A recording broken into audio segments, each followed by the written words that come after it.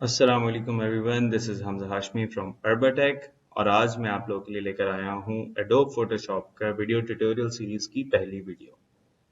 ये वो सॉफ्टवेयर है जो कि ग्राफिक डिज़ाइनिंग में सबसे ज़्यादा कॉमनली यूज़ किया जाता है और मेजरली सारे टूल्स इसके अंदर मौजूद होते हैं। ये सामने हमारे पास जो दिख रहा है PS लिखा हुआ है, ये एडोबी का फोटोशॉप यानी एडोब फोटोशॉप जो मशहूर सॉफ्टवेयर है, ये उसका सिंबल है। जब भी आप इस सॉफ्टवेयर को खोलेंगे तो आपके पास ये चीज़ें नहीं दिख रही होंगी बल्कि खाली स्क्रीन होगी। नया पोस्टर खोलने के लिए आपने क्लिक करना होगा न्यू। वहां पे जाके आपके पास कुछ इस तरह का सिनेरियो आता है। उसमें आपके पास बहुत सारे ऑप्शन हैं, या तो आप बने बनाए डिजाइन के ऊपर काम कर सकते हैं या फिर आप अपनी मर्जी के साइजिंग के हिसाब से डिजाइन बना सकते हैं। अभी हम बेसिक के लिए लेंगे 1080 मल्टीप्लाई बाय 1080 पिक्सल, यानी ये स्क्वायर पोस्टर होगा जो कि नॉर्मली इंस्टाग्राम या फेसबुक वगैरह पे इस्तेमाल होता है। अगर हमारी विड्थ और हाइट मुख्तलिफ होती है तो हम ओरिएंटेशन भी चेंज कर सकते हैं, यानी पोर्ट्रेट में हो यानी खड़ी हुई पिक्चर हो या हॉरिजॉन्टल पिक्चर हो लेटी हुई पिक्चर। इसके अलावा यहाँ पे हमारे पास और भी ऑप्शंस हैं। हम पिक्सल्स के अलावा इंचेस, सेंटीमीटर, मिलीमीटर, पॉइंट्स और पिकास के अंदर भी मेजरमेंट्स को ले सकते हैं। जब आगे जाके हम देखेंगे कि ग्राफिक मीडिया प्रिंटिंग किस तरह की जाती है पेनाफ्लेक्सेस बनाने के लिए, तो उसमें हम नॉर्मली इंचेस में ले रहे होंगे। बहरहाल अभी क्योंकि हम सोशल मीडिया के लिए पोस्टर पहले सीखेंगे तो इसलिए हम पिक्सल्स में बात कर रहे हैं।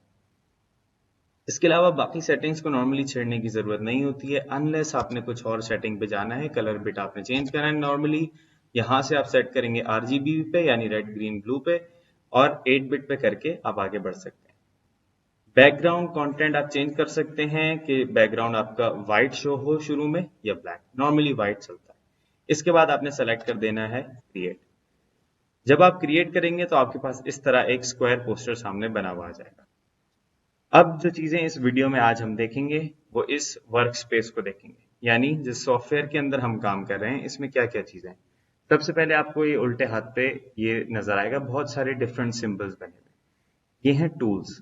ये इसकी शक्ल इस तरह की भी हो सकता है आपको दिख रही हो लंबाई में। सिंपल ये एक छोटा सा ऊपर आपको डबल एरो बना हुआ नजर आ रहा है, इससे ये डबल और सिंगल हो जाता है।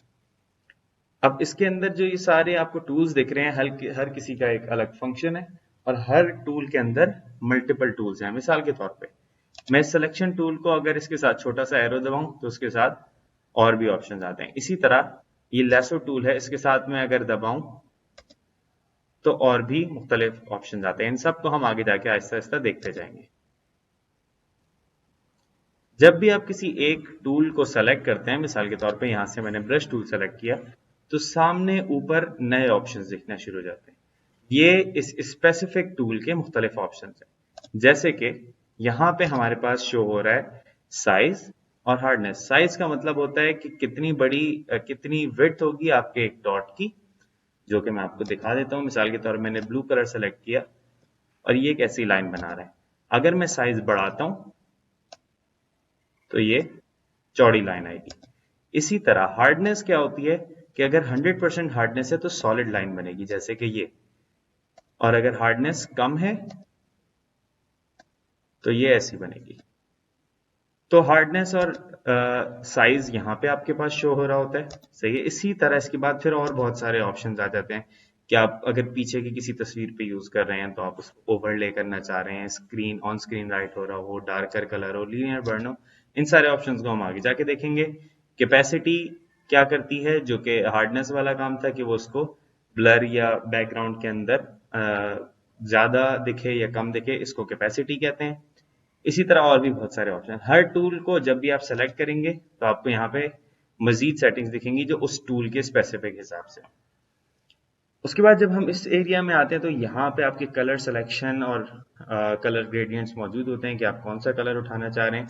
इसी तरह स्वेचेस का मतलब होता है बने बनाए कलर सिलेक्शंस।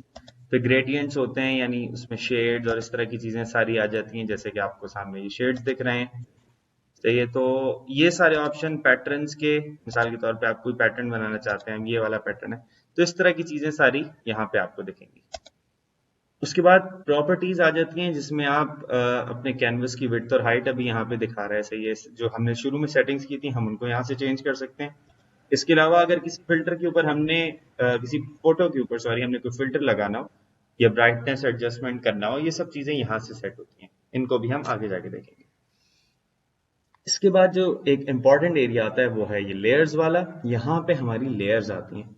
लेयर्स को हम आइंदा वीडियो में देखेंगे कि वो क्या होती हैं, लेकिन आपने याद रखना है कि लेयर्स हमें इस एरिया में मिलेंगी। तो ये एक बेसिक इंट्रोडक्शन था आपका फोटोशॉप के वर्क स्पेस का।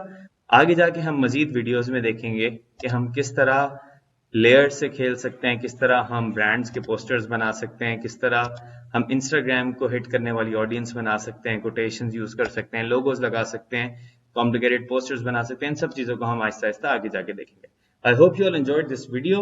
अगर आप लोगों को ये वीडियो से हेल्प हुई हो तो चैनल को सब्सक्राइब करें, लाइक करें और अपने दोस्तों से शेयर करें। और अगर आप इस कोर्स को बाकायदगी से करना चाहते हैं और सर्टिफिकेट हासिल करना चाहते हैं तो ज़रूर हम लोगों से उस हवाले से रब्ता करें। अल्लाह हाफिज़।